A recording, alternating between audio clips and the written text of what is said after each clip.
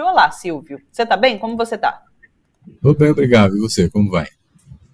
Tudo bem também. Silvio, vamos falar sobre essa pesquisa IPEC, então? Números interessantes, né? Tem Lula à frente. O primeiro turno voltou a se tornar um tema importante, né? Porque abre essa possibilidade novamente de vitória no primeiro turno. Tanto é que Lula tem batido nisso, nesse encontro com os comunicadores hoje de manhã, falou sobre essa questão do primeiro turno. E tem dados muito interessantes. Essa questão do Auxílio Brasil, né? O Lula subiu 5%, 5 pontos percentuais entre quem recebe Auxílio Brasil. Já Bolsonaro parece que caiu um ponto, isso, 27 para 26. Tem essa questão da rejeição, né? Bolsonaro 50, Lula 35. Então tem muitos dados aí que formam um panorama muito interessante para esse primeiro turno. Me diga o que você achou. Olha, eu acho que nós estamos a um passo da vitória do Lula no primeiro turno. Ele tem estado ele tem estado beirando, às vezes ele passa 52%, aí volta para 50%, tal, mas ele está no limite de ganhar essa eleição no primeiro turno. E algumas coisas têm ajudado também, né? Agora, recentemente, vamos dizer, a adesão da Marina à sua candidatura abre uma outra frente com o mundo evangélico, reforça um pouco a dimensão ambientalista na sua campanha. E você observa que, por exemplo, na região sudeste, que é a mais populosa, que é onde você concentra uma classe média mais forte e tal, o Lula tem uma diferença confortável de 10 pontos em relação ao seu oponente, né? Então, o que a gente está vendo? Eu acho que está se consolidando essa candidatura, né? Isso já está fazendo com que o Bolsonaro dê alguns sinais de que eventualmente ele reconheça que vai perder, né? Ele chegou a falar, inclusive, em sair desta terra depois da sua eventual derrota, né? Isso não sei o que quer dizer, mas, de qualquer maneira, o que está apontando aí é que nós temos um movimento daqueles que estão ainda propensos a decidir nesse último momento. Já nós estamos há 3 semanas das eleições, né? E isso tem favorecido um campo democrático, a defesa de direitos e o fortalecimento. Por consequência disso, mas com grande mérito do Lula também, fazendo todo esse esforço de campanha, né, de ir consolidando essa candidatura. Quer dizer, eu vejo que se nós tivermos a solução dessa eleição no primeiro turno, vai ser muito bom, porque vai evitar um desgaste, vai evitar radicalização, pode eventualmente evitar algumas mortes, porque nós já temos visto nessas últimas semanas assassinatos praticados por bolsonaristas contra petistas. Isso não pode acontecer mais, né? Então eu vejo que a campanha ela surpreende porque o Bolsonaro fez tudo o que ele podia com a caneta de presidente. Ele quebrou o teto do gasto social, que vamos dizer assim, é um dogma neoliberal que foi para o brejo por conta da campanha. Ele conseguiu que a Petrobras adotasse uma política mais flexível de preços em função das oscilações do mercado internacional e aumentou o Bolsa Família, que chama de Auxílio Brasil, enfim, quer dizer, o Vale Gás, coisas assim que a gente imaginou que iria influir de fato numa população que está precisando dessas medidas de suporte público para a sua sobrevivência, né? Então, é surpreendente que, com todo esse esforço feito pela campanha do Bolsonaro, ele não tenha se movido, ele não tenha conseguido aumentar significativamente a sua participação de votos no pleito eleitoral. Isso mostra Sim. uma certa consciência, eu diria uma inteligência do povo, que sabe que as facilidades vêm, mas vão. Não há uma conquista, não se consolidam políticas públicas, é uma aventura eleitoral com um gasto do dinheiro público, do seu dinheiro, do meu dinheiro, do nosso dinheiro, que é um absurdo, né? Tirar dinheiro agora da educação e da cultura para reforçar as emendas dos parlamentares, nesse último momento, 5 e tantos bilhões, né, para poder ver se dá para chegar no segundo turno, é lamentável, mas ele está mostrando uma situação em que não vai ter muita saída, né? Os próprios militares agora, quando fazem essa proposta de revisão dos votos, do mesmo maneira que os partidos políticos fazem, eles estão recuando nesse sentido de dizer, olha, nós podemos denunciar, cuidado, as Forças Armadas têm o seu peso, e o Tribunal Superior Eleitoral, o Supremo Tribunal Federal estão cumprindo um papel importante, né? Eu vejo que Sim. agora nós temos que prestar atenção não só para a própria eleição do Lula, mas para fortalecer um campo democrático dentro da Câmara dos Deputados e no Senado, porque ele vai precisar desse apoio para governar, né? E, de fato, Sim.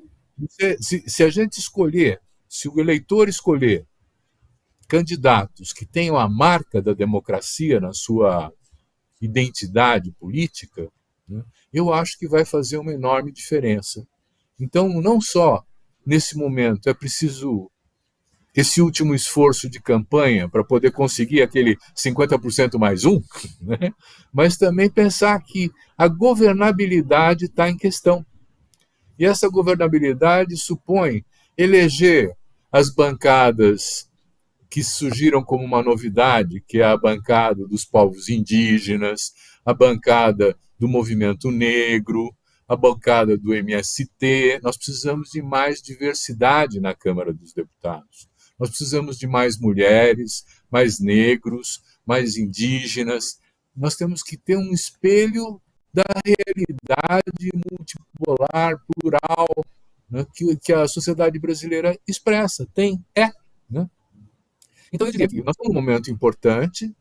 É possível que haja algum ato de desespero ainda nessas 3 semanas, porque se não tiver algum evento bombástico, não vai mudar o Sim. perfil da preferência eleitoral, né? Mas e por isso mesmo a gente precisa prestar atenção nessas novas pesquisas que estão surgindo. Hoje, por exemplo, tem a Paraná Pesquisas, que dá completamente diferente do IPEC e completamente diferente do Datafolha, aproximando, né, o Bolsonaro do Lula. É mentira. Eu acho que nós precisamos ter ciência de que nós precisamos olhar os institutos de pesquisa e ver quais deles a gente pode acreditar ou não, pelo histórico de acertos passados e pela integridade com que trabalha, competência. Eu diria, nós temos o IPEC e temos o Datafolha como duas boas referências, né? E esses estão expressando a consolidação da candidatura do Lula, né? E estão expressando um aumento da rejeição do Bolsonaro, né? Então, a campanha eleitoral, ao invés de ajudá-lo, na verdade, está mostrando quem ele é. E como ele não tem um grande discurso de estadista, agora nós vamos ver o que ele vai falar na Assembleia Geral da ONU, né? Ele está indo para o funeral da Rainha Elizabeth, mas ele vai depois para Nova York, porque o Brasil tem o direito de ser o primeiro a falar na abertura de todas as sessões das Nações Unidas, né? E, de fato, a gente sabe o quanto o o presidente que se impôs por um golpe, né, ele não é aceito na comunidade internacional, né? Ele é criticado veementemente. É possível até que haja manifestações na Inglaterra, quando ele estiver lá para o enterro da rainha, né, contra o Bolsonaro, em defesa da democracia, e não sei o que pode acontecer também na sessão plenária das Nações Unidas, mas o fato é que cada vez que ele se expõe, ele se desgasta mais, né?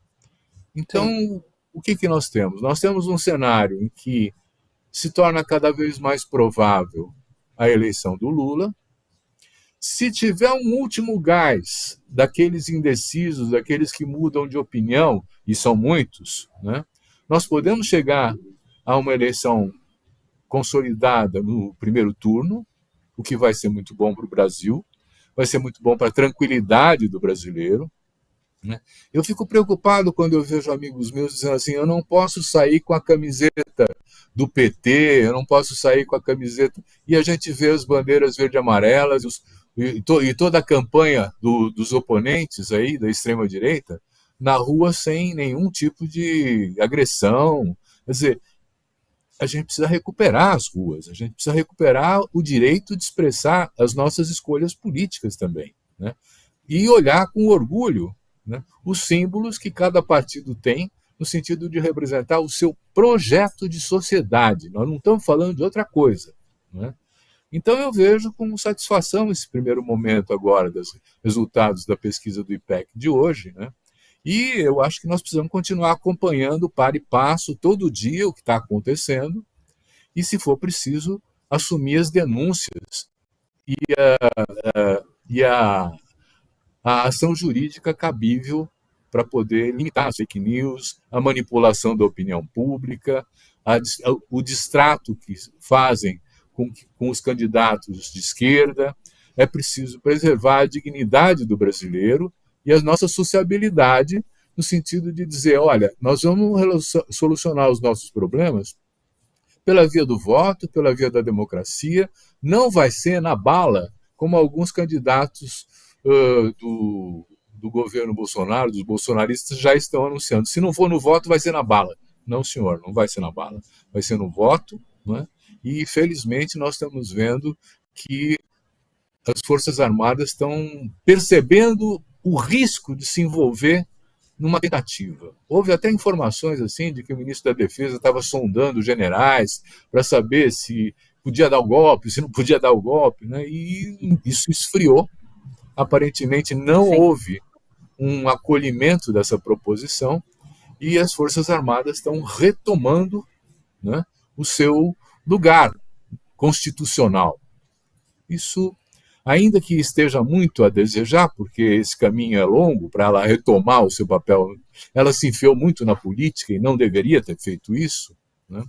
A gente vê com prazer que as forças democráticas da sociedade, as suas manifestações, os debates que estão sendo feitos estão ajudando a botar o Brasil nos trilhos de novo, né? E nós vamos ter a possibilidade de ter eleições limpas, transparentes e elegendo um candidato que faz a defesa da democracia, dos direitos e se preocupa com os mais pobres. Isso eu acho muito bom.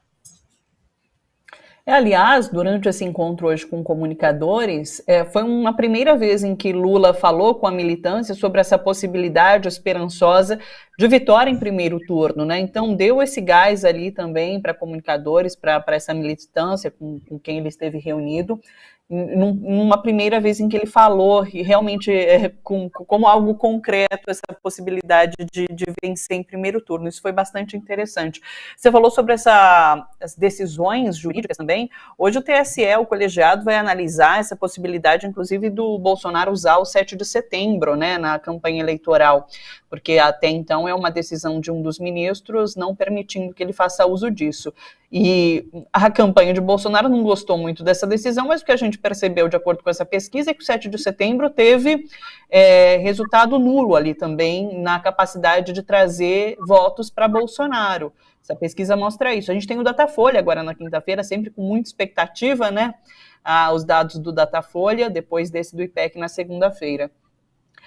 Em relação a Bolsonaro e esse posicionamento que a gente trouxe ali no nosso giro inicial, né, em que ele disse que vai entregar a faixa sim, né, ele falou algumas outras coisas. Ele falou sobre ter aloprado em relação à Covid, né, então pediu, assim, desculpas de certa maneira. Simular a respiração, o sufocamento. Ele tem imitado.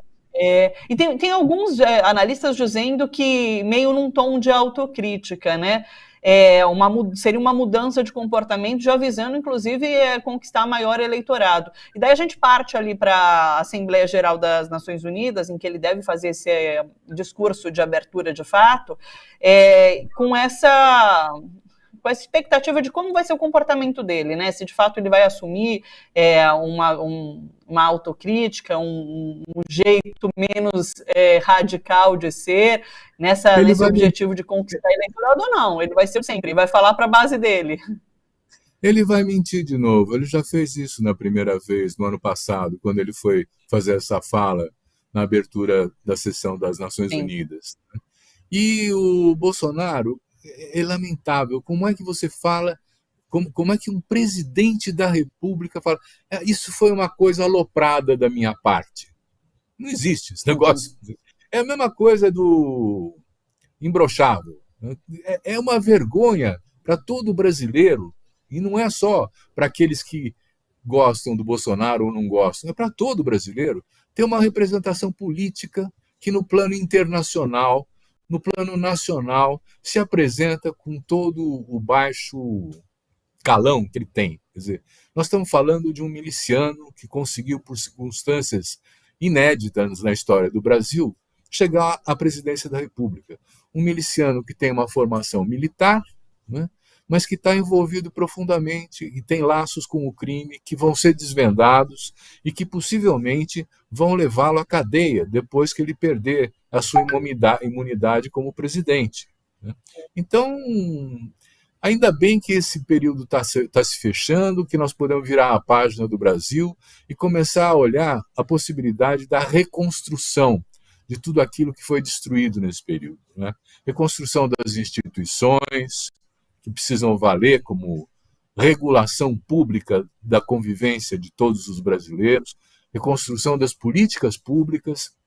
Eu penso que, por exemplo, nós podemos, para recuperar a cultura como política pública, mas você lembra daqueles pontos de cultura, aquela extensão toda da ação do Estado? Isso tudo foi uma experiência brilhante que precisa ser avaliada de como pode ser continuada, e não é só renovar, é inovar. Né? Porque uma das marcas desse período de agora, já que no mundo, internacionalmente, nós temos assim o fracasso das democracias, é como reinventá-las em outras bases. O Chile está dando uma demonstração muito interessante. Depois que o plebiscito rejeitou aquela Constituição considerada mais radical, né, imediatamente o presidente Boric recompôs seu gabinete para expressar essa vontade popular, né, e está dizendo, vamos nos lançar a produzir uma nova Constituição, porque o referendo que foi feito anteriormente queria e quer uma nova Constituição. Então, se essa não valeu, vamos fazer outra que vai valer. Né? Ou seja, obedece à regra do jogo. E é isso que é fundamental na democracia, que pode permitir que a gente se prepare para fazer debates públicos, discutir alternativas de projeto de futuro para o país e investir os recursos não em emendas parlamentares que só estragam as políticas públicas, né? Em reforçar a saúde, a educação, as políticas de moradia, de mobilidade, que está todo mundo precisando. Então, eu acho que sim, vamos em frente, eu acho que abre-se um novo cenário, mas não podemos deixar de considerar que o primeiro passo para resolver tudo isso é conseguir a eleição no primeiro turno.